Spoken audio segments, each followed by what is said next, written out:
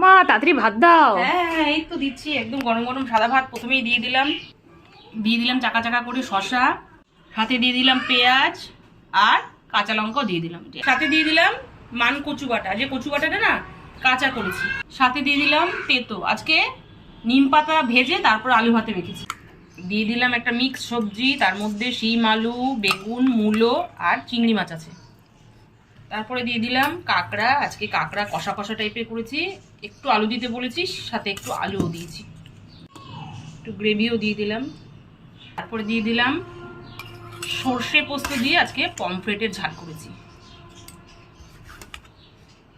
মাছটা খুব বড় ছিল যার জন্য কেটে নিলাম, সাথে একটু গ্রেভিও দিয়ে